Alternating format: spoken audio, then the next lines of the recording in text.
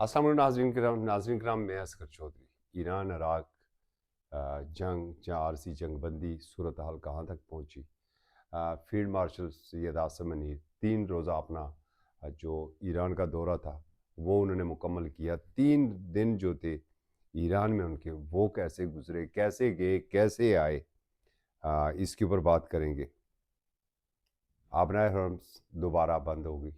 کل عباس اراغچی صاحب نے ٹویٹ کیا، آج بند ہو گئی۔ 2 بھارتی ٹینکر کیسے نرخے میں آئے؟ فائرنگ کیوں ہوئی؟ بھارت میں صف ماتم ہے اور اسلام آباد میں کیا کچھ بڑا ہونے والا ہے، اس کے اوپر بات کریں گے۔ تو سب سے پہلے آپ کو بتا دیں کہ فیلڈ مارشل سید عاصم منیر کا دورہ ایران، جس کی توقع شاید کوئی بھی نہیں کر رہا تھا، اور یہ ایک ایسے وقت کا دورہ تھا کہ جب ایران کے اوپر جنگ مسلط تھی، ایران حالت جنگ میں تھا، اور پوری دنیا جانتی ہے کہ چلے جنگ بندی ہوئی بھی ہے تو وہ امریکہ اور ایران کے درمیان ہوئی ہے۔ امریکہ اور اسرائیل کی جنگ بندی اس طرح نہیں ہوئی ہے کہ دونوں نے اعلان کیا ہو ٹھیک ہے جی ہماری جنگ بند ہو گئی ہے۔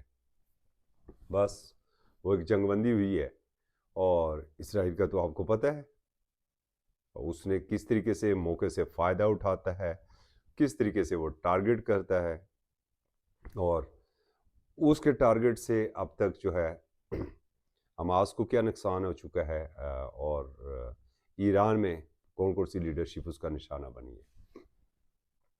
اس کے باوجود افواج پاکستان کے فیلڈ مارشل سید عاصم منیر کا ایران کا دورہ کوئی عام دورہ نہیں تھا، بڑے دل گردے والی بات تھی، اور بڑی ہمت اور جرأت والی بات تھی۔ لیکن ایک جنرل، اور جنرل کا کام ہی میدان جنگ میں ہے، اور میدان جنگ میں اگلے مورچوں پر اگر جنرل نہ ہو تو کامیابی بہت کم ملتی ہے۔ تو فیلڈ مارشل سید عاصم منیر جا کے تہران پہنچے، اور بالکل ایک سیف کوریڈور بنایا گیا، پورا بندوبست پورا تھا، اور میسج بھی بڑا لاؤڈ اینڈ کلیئر تھا کہ یہ دنیا کی پہلی اسلامی ایٹمی طاقت کے فیلڈ مارشل ہیں جو تہران جا رہے ہیں۔ تو کوئی بھی شرارت ہوتی ہے نا تو پھر آگے آپ سمجھ لیں کہ پھر جواب کون دے گا۔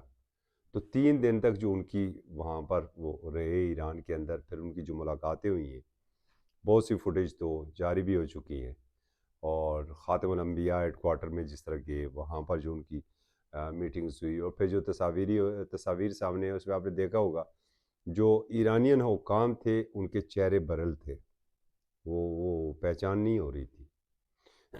ایرانی پریزیڈنٹ سے بات ہوئی ہے، اسپیکر سے ان کی ملاقات ہوئی ہے، باقی جتنے بھی حکام ہیں 3 دن ظاہر ہے کہ وہ خاموشی سے وہاں پر بیٹھے تو نہیں رہے۔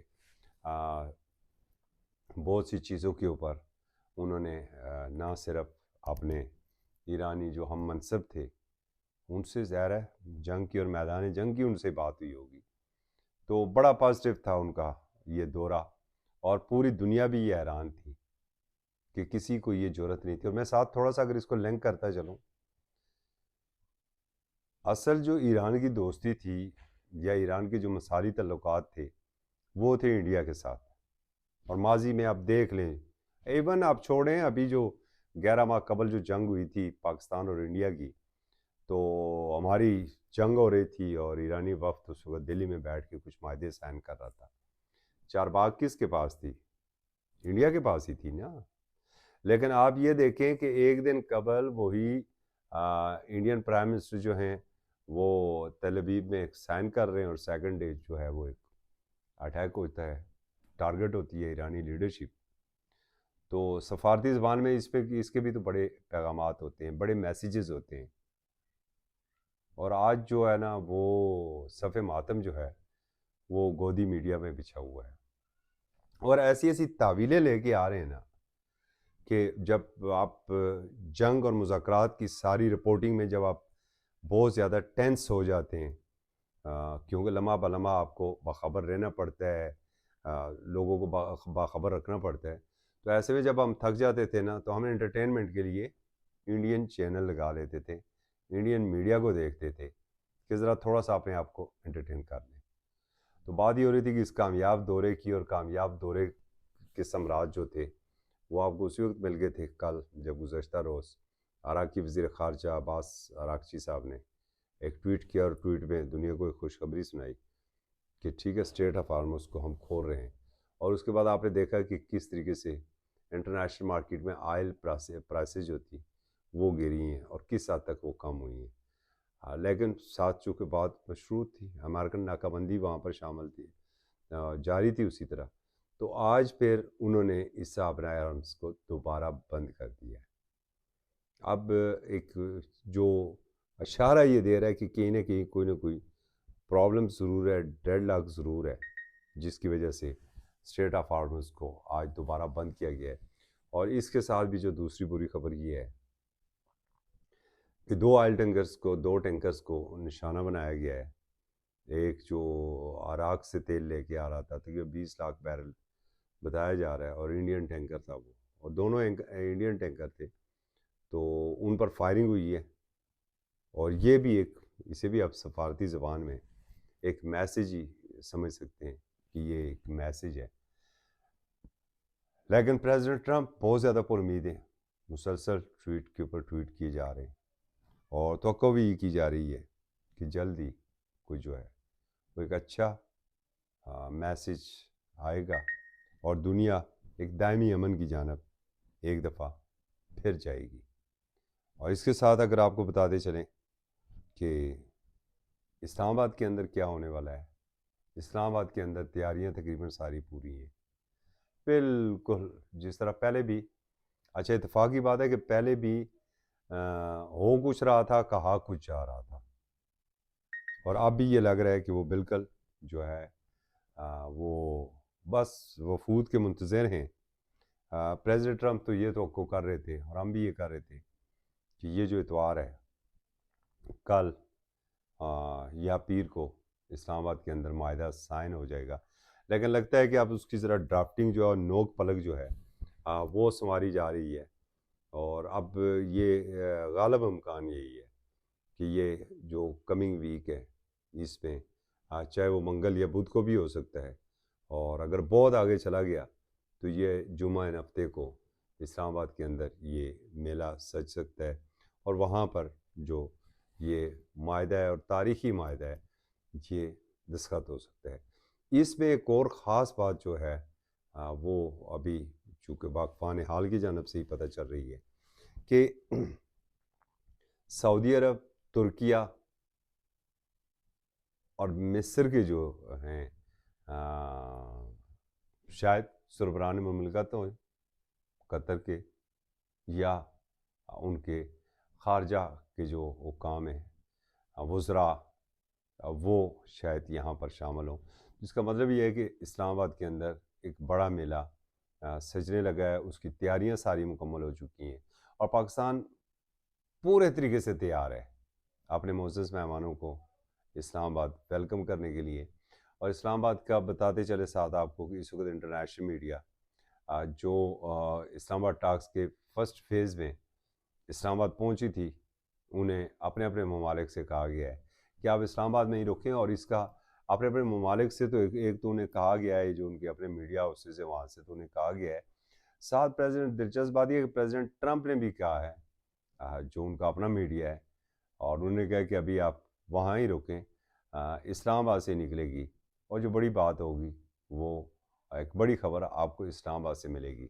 تو اس وقت دونوں پارٹیوں کا، چاہے وہ ایران ہو یا امریکہ ہو، اگر ان کا اعتماد ہے تو وہ اسلام آباد کے اوپر ہے. دیکھیں جو ایران ہے وہ عدم اعتماد کا شکار ہے، اور ہونا بھی چاہیے، اس کے ساتھ بہت دفعہ ہو چکا ہے. آپ دیکھ چکے ہیں اس کی ٹاپ لیڈرشپ جو ہے وہ نشانہ بنی ہے. ایون کہ مذاکرات ہو رہے تھے، اور ڈیورنگ نیگوسیشن یہ سارا کچھ ہوا تھا، تو وہ اس میں تو وہ ابھی اعتماد کا فقدان ہے، وہ اس طرح تو اعتماد نہیں کر سکتا. لیکن دنیا میں اگر اس وقت اسے کا کسی ملک کے اوپر اعتماد ہے تو وہ پاکستان ہے. اور جیسے میں پہلے آپ کو بتا چکا ہوں کہ فیلڈ مارشل سید اعظم منیر کا جو دورہ تھا اور 3 روزہ دورہ عموماً ہوتا ہے کہ ان حالات میں آپ کے جو شیڈیول وزٹ ہوتے ہیں اب وہ کچھ گھنٹوں کے ہوتے ہیں کہ آپ گئے میٹنگ کر کے آپ نے واپس آ گئے. یہ غیر معمولی طور کے اوپر یہ دورہ ہے، اور اس دفعہ ہوا بھی بہت غیر معمولی طور کے اوپر. اگر آپ کو یاد ہو کہ جب ایرانین ڈیلیگیشن یہاں پر اسلام آباد میں آیا تھا تو یہ بھی پاکستان کی تاریخ میں پہلی بار آیا ہے. عموماً یہ ہوتا ہے کہ جب کوئی بہت خاص مہمان کی آمد ہوتی ہے تو جیسے ہی وہ پاکستان کی فضائی حدود میں داخل ہوتے ہیں تو ہماری فضائیہ کے طیارے انہیں اپنے حفاظت میں لے لیتے ہیں اور ایک پروٹوکول کے تحت ان کو پھر لایا جاتا ہے. لیکن اس مرتبہ پاکستانی تاریخ میں فرسٹ ٹائم جو ہم دیکھ رہے ہیں کہ ہماری فضائیہ بارڈر سے باہر بھی، بارڈر کی اس پار جا کے ایران سے اپنے مہمانوں کو نہ صرف لے کر آئی ہے بلکہ اسی پروٹوکول اسی تحفظ کے ساتھ انہیں وہاں تک واپس چھوڑ بھی آئی ہے. تو یہ تھا ایک پاکستان کی جرأت مندی، اور اسی پر ایران کا اعتماد ہوا ہے کہ پاکستان اگر اس حد تک جا سکتا ہے تو پھر پاکستان کے ساتھ جو پنگا وہ چنگا نہیں ہوگا. تو یہ صورتحال ہے اس وقت کی. اب تک کی اپڈیٹس یہ ہیں. بیان بازی ہو رہی ہے، امریکہ کی جانب سے بھی ہو رہی ہے، ایران کی جانب سے بھی ہو رہی ہے، اور جو نظر رکھتے ہیں، بڑی گہری نگاہ رکھتے ہیں سفارتی امور کے اوپر، ان مذاکرات کے اوپر، ان کا بھی یہ کہنا ہے کہ یہ اپنے عوام کو ذرا تھوڑا سا ان کا مورال بلند رکھنے کے لیے اس طرح کی بیان بازی ہوتی ہے. کافی کچھ معاملات طے ہو چکے ہیں، اور آپ کو یاد ہوگا کہ جب اسلام آباد کے اندر اسلام آباد ٹاکس کا فرسٹ فیز ہوا تھا تو اسپیکر جو ہیں ایرانی پارلیمنٹ کے، انہوں نے جب تہران گئے تو وہاں پر انہوں نے یہ بات کی کہ ہم ڈیل سے چند انچ دوری کے اوپر تھے، اور پھر ڈیمانڈز بڑھتی گئیں. تو آپ اس کے اوپر بھی دیکھیں، ایک چیز بڑی ضروری ہے کہ ایک تو امریکہ کو بھی خیال رکھنا چاہیے اپنی ڈیمانڈز کے اوپر، اور ساتھ ایران کو بھی زمینی حقائق کو مد نظر رکھنا چاہیے. آپ کو یاد ہوگا کہ دوسری جنگ عظیم میں جب جاپان اور امریکہ نے جاپان نے پرل ہاربر کے اوپر اٹیک کیا تو اس وقت بھی کچھ جو وزراء تھے وہ کہہ رہے تھے جاپانی شہنشاہ کو، وہ اسی بات کے اوپر اکسا رہے تھے کہ ہماری ہزاروں سال پرانی تاریخ ہے اور امریکہ کی تو ابھی صرف 2-2.5 سال پرانی تاریخ ہے. لیکن کیا ہوا کہ پرل ہاربر کے اوپر جو اٹیک ہوا اس کے جواب میں ناگاساکی اور ہیروشیما جو ہے وہ نشانہ بنے، اور اس وقت انہیں فوری طور پر سمجھ آ گئی اور وہ سیز فائر ہوا، جنگ وہاں پر ختم ہوئی. ہمارے پڑوس میں آپ دیکھ لیں، یہی ہوا تھا 9/11 کے بعد. انہوں نے کہا تھا یہ بندہ ہمارے حوالے کر دو، تو ہمارے پشتون دوستوں نے بھی کہا نہیں، ہماری ہزاروں سال تاریخ ہے، امریکہ کی تو 2-2.5 سال کی تاریخ ہے. تو پھر دیکھ لیں کہ 20 سال اس خطے میں کیا ہوا ہے. اب بھی ہے بے شک، اس میں کوئی شک نہیں ہے. ایران کی بہت اچھی تاریخ ہے، بہت بڑی تاریخ ہے، بہت قدیمی تاریخ ہے، بڑی قدیمی تہذیب ہے، لیکن اس پہ بھی کوئی شک نہیں ہے کہ امریکہ سپر پاور ہے. اور آج جب پاکستان میڈیٹر کر رہا ہے، ایران کو بھی چاہیے کہ بات چیت کے اوپر آئیں، ڈیل کے اوپر آئیں، اور اپنے عوام کے لیے کچھ کریں. جب ان کے عوام خوشحال ہوں گے تو یقیناً ساتھ یہ دنیا بھی خوشحال ہوگی، پڑوسی بھی خوشحال ہوں گے. تو اب تک کے لیے اتنے. مزید جو بھی اپڈیٹ آتی ہے وہ آپ سے شیئر کریں گے. یہ یاد رکھیے گا دورہ ایران بڑا کامیاب رہا. آبنائے حرمز ابھی لگ رہا ہے کہ انڈین جہازوں کے لیے محفوظ نہیں ہے، اور ساتھ ہی اسلام آباد میں ایک بڑا میلہ سجنے لگا ہے. تک کے لیے اتنا ہی. اصغر چودھری کو اجازت دیجیے.